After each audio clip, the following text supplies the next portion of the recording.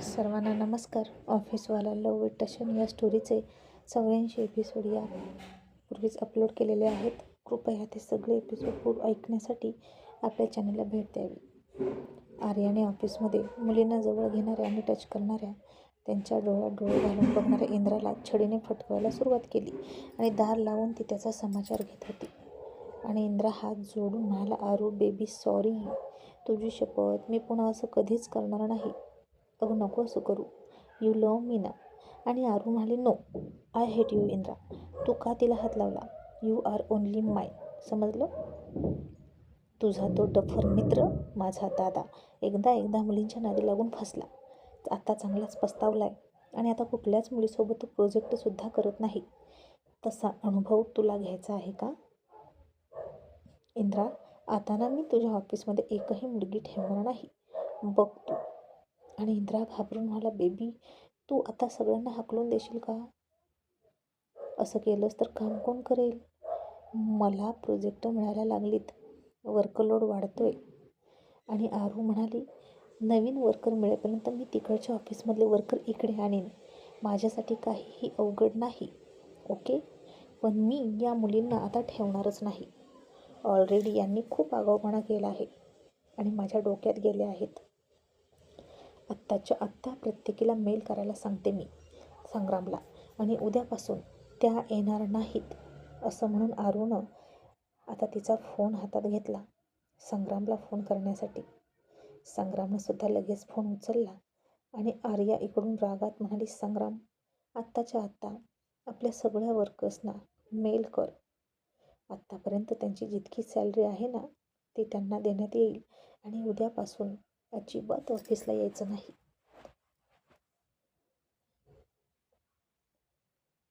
आणि त्यांना डिसमिस केलं आहे असं सांग.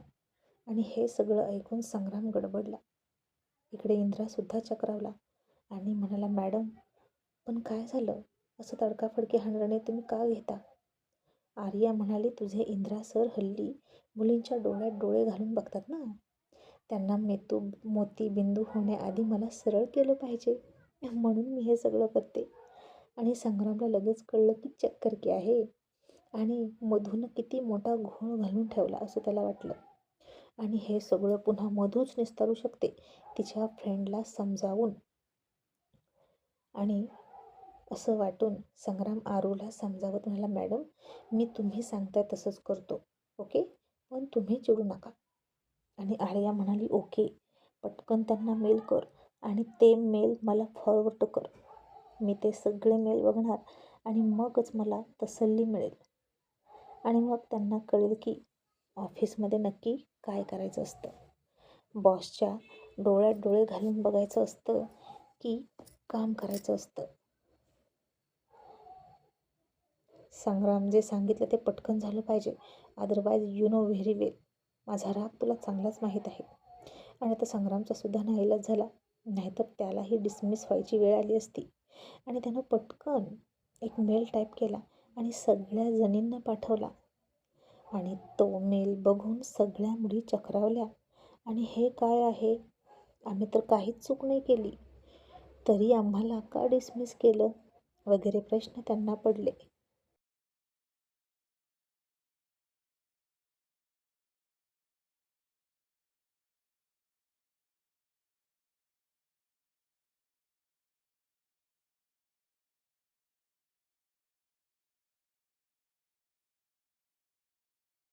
आणि आत्ता कुठे त्यांना ही नोकरी महत्त्वाची वाटायला लागली होती, कारण जसा जसा वेळ जाईल तसं इंद्राला प्रोजेक्ट मिळत होते आणि इंद्रा त्यांची सॅलरीसुद्धा वाढवत चालला होता.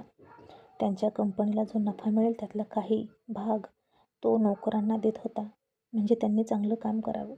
आणि त्या मुलीसुद्धा व्यवस्थित काम करत होत्या. जसा जसा त्यांना एक्सपिरियन्स येईल तशा त्या हुशार होत चालल्या होत्या.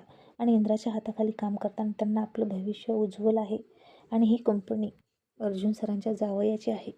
त्यांची बायको देसाई इंडस्ट्रीजमध्ये CEO आहे. आणि इथं काम करून किती बेनिफिट आहे हे वेगळं सांगायला नको, म्हणून प्रत्येक मुलगी आता काम करायला लागली होती.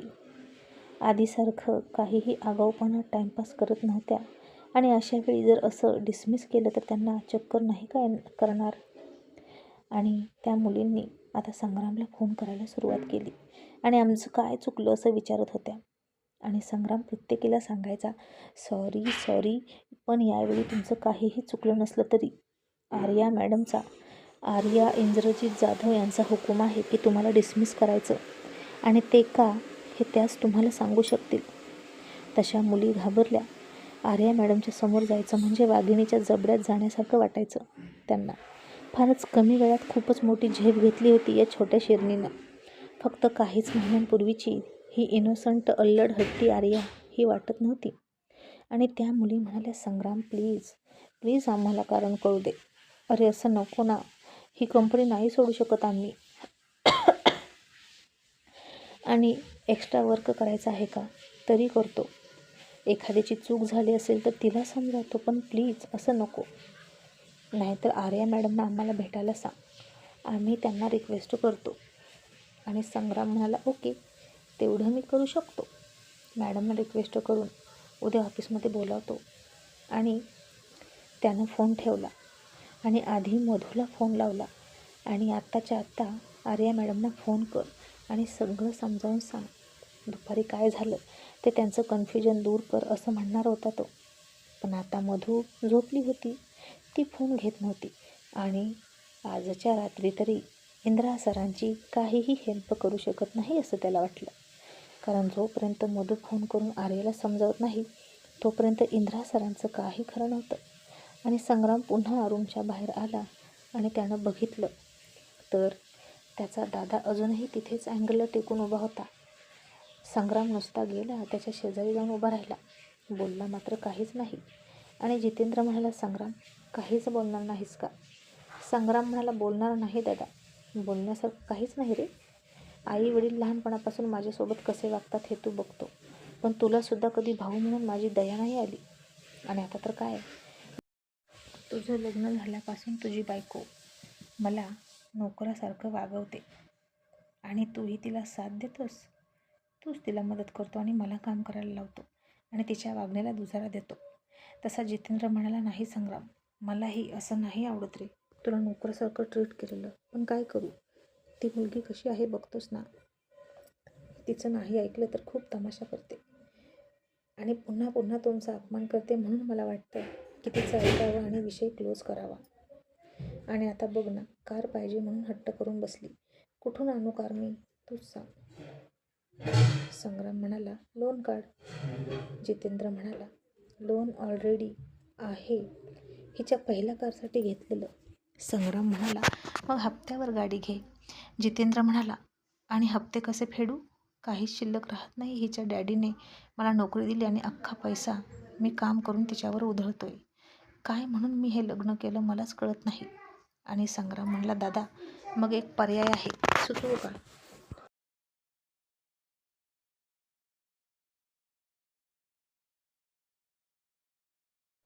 जितेंद्र म्हणाला, काय? संग्राम म्हणाला, आता स्वतःला वीक आणि बायकोच्या इच्छा पूर्ण कर, तेवढंच एक राहिलं आहे. तसा जितेंद्र चमकून संग्रामकडे बघू लागला आणि म्हणाला, संग्राम निदान तू तरी माझी मस्करी करू नकोस. संग्राम म्हणाला, नाही दादा, मी मस्करी नाही करत, मी रियालिटी सांगतो. अरे तिच्या इतके लाड केलेस तिचे तू आणि तिच्या अपेक्षा पूर्ण करत बसला. आपली ऐपतही नाही तर काय गरज आहे तिचे इतके लाड करायची. आता ती डोईजड व्हायला लागली आहे, बघितलं ना. ती तुझी बायको आहे आणि तुला गुलामासारखं वागवते. तिच्या वडिलांनी नोकरी दिली म्हणून नखरे करते ना, मग दे ना सोडून ती नोकरी. तू शिकलेला आहेस, स्वतःच्या हिमतीवर दुसरी नोकरी शोध. अरे तू इतरत्र नोकरी शोधण्याआधीच त्यानं तुला नोकरी दिली आणि तू अडकून पडला. तू तुझी मार्केटमधली प्राईज स्वतः शोध. आणि असं तर नाही तुझं क्वालिफिकेशनच नाही आणि तू अडाणी आहेस आणि मग तुला नोकरी मिळाली. का उगीच तिच्या दडपणाखाली राहतो? बाहेर पड दादा आणि मग तिला सांग, ठणकावून सांग, यापुढे तिचे असले लाड बंद. अरे जिला तुझ्या पगारात ॲडजस्ट करता येत नाही ती बायको काय कामाची? ती तुझ्या कष्टावर ऐश करते दादा, बाकी काही नाही. आणि तुला रिस्पेक्टसुद्धा देत नाही. सतत बापाची धमकी देते, मग लात मार त्या नोकरीवर. बघ मी सांगतो ते पटतं का? बाकी तुझी मर्जी, पण मी माझ्या मर्जीने राहणार. मी नाही त्या डिम्पलसोबत लग्नही करणार आणि नोकरीसुद्धा घेणार नाही तिच्या डॅडीच्या ऑफिसमध्ये. लाचारी पत्करून मोठी नोकरी करण्यापेक्षा स्वाभिमानानं छोटी नोकरी करणं कधीही चांगलं, असं म्हणून संग्राम निघून गेला. आणि इकडे बराच वेळ झाला तरी आर्या त्याच्या मेलची वाट बघतच होती. तोपर्यंत पुन्हा इंद्राला तिनं जमिनीवर मांडी घालून बसवला होता. पनिशमेंट दिलेल्या स्टुडंटसारखा कार्पेटवर गुडघ्याभोवती हात लपेटून बसला होता तो. आणि खडूस मास्टरजिनीसारखी बेडवर बसली होती आर्या. आणि या मुलींच्या फोनच्या नादात, जितेंद्रसोबत बोलण्याच्या नादात संग्राम तिला कळवायचं विसरूनच गेला होता. आणि तिनं पुन्हा फोन केला आणि म्हणाली, संग्राम, मी सांगितलेलं काम तू केलं नाहीस का? आणि संग्राम तिला म्हणाला, सॉरी सॉरी मॅडम, मी ते कधीच केलं.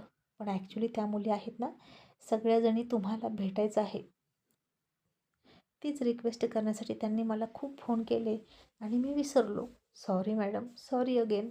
असा तो सारखा सॉरी सॉरी म्हणत होता आर्याला. आणि आर्या म्हणाली, ओके संग्राम,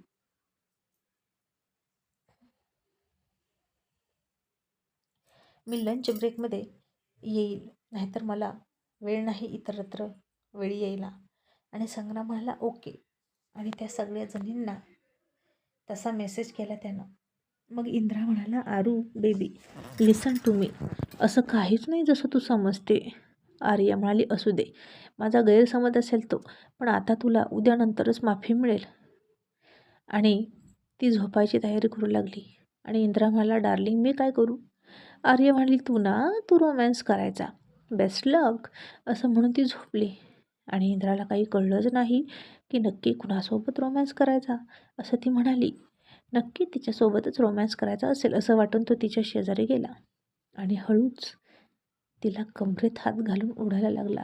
तसं तिला पुन्हा आठवतच होतं तेच ते दृश्य, जेव्हा इंद्रा त्या मुलीच्या डोळ्यात डोळे घालून तिला कमरेत हात घालून जवळ ओढत होता. आणि आता तो तिलाच जवळ ओढत होता आणि तिने त्याचा हात पकडला आणि म्हणाली, इंद्रा, मला हात लावू नको, तुझे हात खराब आहेत. मी तुला रोमॅन्स कर असं म्हणाले ते त्या मुलींसोबत, आणि उद्या माझ्यासमोरच तू रोमॅन्स करून दाखवायचा. बघू तरी तू कसा करतोस. आणि इंद्राला आता जाम टेन्शन आलं आणि उद्या काय करावं हे त्याला कळेना. आणि आता इकडे आर्यनची सगळी तयारी झाली. आणि स्वीटी म्हणाली, आर्यन, डोळे सोड ना, किती वेळ मी असं बसायचं आहे. आणि आर्यन म्हणाला, ओके, खोल डोळे. आणि तिने तिच्या डोळ्यांची पट्टी खोलली. तसं तिनं बेडरूममध्ये बघितलं आणि तिच्या बेडरूममध्ये वेगळाच प्रकाश दिसत होता. एकदम निळा निळा प्रकाश दिसत होता. आणि छतावर, भिंतीवर चंद्र चांदण्यात अवतरलेले आहेत असं वाटत होतं. आणि ती आता एक टेरेसवर आहे एकतर, किंवा आकाशात चंद्र चांदण्यांच्या मध्ये आहे, अगदी जवळ असं तिला वाटलं. आणि त्याच्या बेडवर सुद्धा त्या चंद्र चांदण्या पसरलेल्या आहेत असं दिसत होतं. आणि छोट्या मुलांच्या गाण्याची हलकी हलकी ट्यून वाजत होती, जिंगल बेल अशी. आणि खूप साऱ्या टेडीबिअर आसपास होत्या. मऊ मऊ ससे होते आणि बाकी कुठलाच प्राणी तिथे नव्हता. एकच होता, तो म्हणजे टायगर. कारण जन्माला येणारा तो किंवा ती टायगरच असणार होतं, नो डाऊट. आणि तिच्या समोर आर्यन एका मोठ्या टेडी बिअरच्या पाठीमागे लपला होता. आणि स्वीटी ते सगळं बघून खूप खुश झाली आणि त्याला म्हणाली, आर्यन, हे काय आहे, हाऊ स्वीट. आणि त्याला आता ती टेडी बिअर त्यानं तिच्या मांडीवर दिली आणि म्हणाला, सरप्राईज फॉर यू. असं म्हणतात की प्रेग्नन्सीमध्ये मॉम खुश राहिली पाहिजे, म्हणून मी हे केलं. त्या दिवशी तू मला गिळूनच सांगितली आणि किती छान सरप्राईज दिलंस. त्यानंतर मी तुला काहीच नाही देऊ शकलो, म्हणून हा छोटासा प्रयत्न. आणि स्वीटी हसून म्हणाली, आर्यन, मला हे खूप आवडलं, आय लव्ह यू. आणि जशी ती आय लव्ह यू म्हणाली तसं बेडरूममधलं पूर्ण वातावरण चेंज झालं. आणि आता गुलाबी प्रकाश पडला भिंतीवर, बेडवर, छतावर सुद्धा. आणि जिकडे तिकडे हार्ट शेप फिरत होते चंद्र चांदण्यांऐवजी. आणि तिनं इकडे तिकडे बघितलं, पुन्हा समोर बघितलं तर आर्यनच्या हातात आता हार्ट शेपमधली पिलो होती. आणि ती फार चकित झाली आणि म्हणाली, आर्यन, हे काय? आणि तो म्हणाला, बेबी, मी काहीच नाही केलं, तू मला आय लव्ह यू म्हणाली आणि मॅजिक झालं. बघ ना डार्लिंग, तुझ्या आय लव्ह यूमध्ये किती ताकद आहे. स्वीटीला तर खूप हसायला आलं आणि त्याचं कौतुकही वाटलं आणि तिला मनवण्याची त्याची ही पद्धत तिला फार आवडली आणि ती म्हणाली नॉटी बॉय. आणि तो तिच्या मांडीवर झोपला आणि म्हणाला, जब तक कोई नॉटी नन्ना मुन्ना नहीं आ जाता तब तक मैं ही नॉटी बॉय. असं म्हणून त्यानं तिची मांडी हळूच दाबली. तशी स्वीटीच्या मांडीमध्ये सळसळ व्हायला लागली आणि आर्यनला जास्त काही करायची गरज लागली नाही. त्याचा मूड तिला कळला आणि ती म्हणाली, आर्यन आता तरी सांग ना, कोणती गुड न्यूज सांगितली डॉक्टरांनी तुला? आणि आर्यन हसून म्हणाला, बेबी आत्ता तुझी आत्तू तुला जी पट्टी पडवून गेली नसेल ना, आर्यनला जवळ येऊ देऊ नको, तो खूप रोमॅन्टिक होतो, मग तुला त्रास होईल, बेबीला त्रास होईल वगैरे वगैरे, त्यासाठीच मी डॉक्टरांना विचारलं होतं आणि त्यांनी मला सांगितलं की 7 महिन्यापर्यंत आपण इंटिमेट होऊ शकतो आणि मी तुझी पूर्ण काळजी घेतो. मग तुझी हरकत नाही ना? स्वीटी आता प्रेमाने त्याच्या केसात हात फिरवायला लागली आणि हळूच म्हणाली, आर्यन मी आत्तूचं सगळंच ऐकणार नव्हती काही, पण त्यांचं ऐकायचं असतं. त्या आपली काळजी करतात ना खूप, म्हणून सांगतात. आणि काही काही गोष्टी बेडरूममधल्या सिक्रेटच ठेवायच्या असतात. मग आपल्यामध्ये 7 महिन्यांपर्यंत काही होते की 9 महिन्यांपर्यंत कोणाला काही कळणार आहे? असं म्हणून स्वीटी थोडी हसली आणि आर्यन म्हणाला, wow how sweet of you darling. असं म्हणून तिच्या मांडीवरून उठला आणि पुन्हा उतावळेपणानं तिला मिठीत घ्यायला गेला. तशी स्वीटी म्हणाली, आर्यन हळू, तुझं लगेच सुरू झालं का? आणि त्यानं जीभ चावली आणि म्हणाला, सॉरी बेबी, आणि तिला हळूच बेडवर झोपवली आणि जास्त तिला त्रास न देता तिच्या कलाकलाने तो रोमांस करायला लागला आणि तृप्त होऊन तिच्या मिठीत पडला. मग आता सकाळ झाली आणि मधू कॉफी पीत डायनिंग टेबलवर बसली होती. तिच्या हातात तीच लिस्ट होती गाड्यांची. अतुल तिच्या पाठीमागून आला आणि त्यानं ते सगळं वाचलं आणि म्हणाला, काय आता गाड्यांचं शोरूम उघडणार आहेस की काय? आणि ती म्हणाली, डॅड अर्जुन अंकल नंतर मला तुमची कार हवी. तो म्हणाला, कशासाठी? ती म्हणाली, सांगते ना नंतर, पण 1 दिवसासाठी हवी. आणि हे बघा, ह्या सगळ्या गाड्या मी वापरणार आहे रोज 1-1 दिवस, कोणाला तरी जलस फील करण्यासाठी. आणि अतुलने ते सगळं वाचलं आणि त्यानं डोळे थोडे मोठे केले आणि म्हणाला, मधू यामध्ये एक गाडी ॲड करायची राहिली ना बेबी. मधू म्हणाली, कोणती डॅड? अतुल म्हणाला, ऋषीची पोलीस व्हॅन. तशी मधू हसली आणि म्हणाली, हां ऋषी जिजू मला पटकन देतील, नो प्रॉब्लेम, माझ्या ओळखी खूप आहेत मोठ्या मोठ्या. असं म्हणून ती हसली. आणि आता दुपारी इंद्राच्या ऑफिसमध्ये ठरल्याप्रमाणे ती गेली आणि तिथं गेल्यानंतर ती इंद्राला म्हणाली, इंद्रा चल आपण प्रॅक्टिस सुरू करू. इंद्रा आणि संग्राम तोंड लटकवून बसले होते आणि इंद्रा म्हणाला, मधू तुझ्या या प्रॅक्टिसने किती घोळ झाला आहे माहीत आहे का? आरूने मला कॅमेऱ्यात बघितलं मुलींजवळ येताना आणि ती खूप चिडली आहे. आणि मधूसुद्धा लगेच म्हणाले, हो मग तुला काय गरज होती मुली बोलवायची? असं तोंडी सांगू शकत नव्हता का तू मला? तसं इंद्रानं फक्क होऊन तिला हातच जोडले आणि म्हणाला, यापुढे मी तुला काहीच शिकवणार नाही, बस तशीच. आणि मधू म्हणाली, ओके आम्ही प्रॅक्टिस करतो, चल संग्राम उठ आणि आपण आपली प्रॅक्टिस करू. आणि आज तुझी वहिनी कुठेतरी जाणार असेलच की, तिला तिथं जाऊन दाखवूया. आणि संग्राम म्हणाला, मधू याची काय गरज आहे? मी सांगतो ना नको तर नको. मधू म्हणाली, आर यू शुअर? संग्राम म्हणाला, हो. आता मी सांगितले ना की मी तुझ्याशीच लग्न करेल, पण खोटं खोटं तर माझ्या घरच्यांनी आता हा विषय पुन्हा काढलाच नाही. त्यामुळे डोंट वरी, आता आपल्याला आणखीन नाटक करायची गरज नाही. आणि मधू म्हणाली, ओके.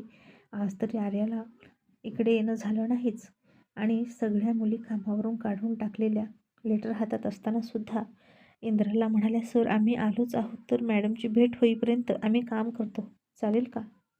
इंद्रा म्हणाला, ओके करा. आणि हे आर्यानं कॅमेऱ्यात बघितलंच होतं. आणि मधू म्हणाली, ओके मग मी जाते. तसा पुन्हा संग्रामच्या मम्मीचा फोन आला आणि ती म्हणाली, संग्राम, नयनाचे डॅडी आता घरीच आले आहेत डिंपलला घेऊनच. आता तू त्या मधूला विसरच आणि पटकन इकडे ये. मला असं वाटतं की तू तिच्यासोबत कम्फर्टेबल नाहीस आणि मधू तुझ्या मागे मागे लागल्यासारखं वाटतं आणि पटकन घरी येतो, आपल्याला होकार द्यायचा आहे. आणि ते ऐकलं तसं त्यानं मोबाईल ठेवला आणि बाहेर जाणाऱ्या मधूकडे पळतच गेला आणि म्हणाला, मधू थांब, आपण प्रॅक्टिस करूया, तूच मला डिंपलपासून वाचवू शकते. आणि मधून आता हाताची घडी घातली आणि त्याच्याकडे रोखून बघायला लागली.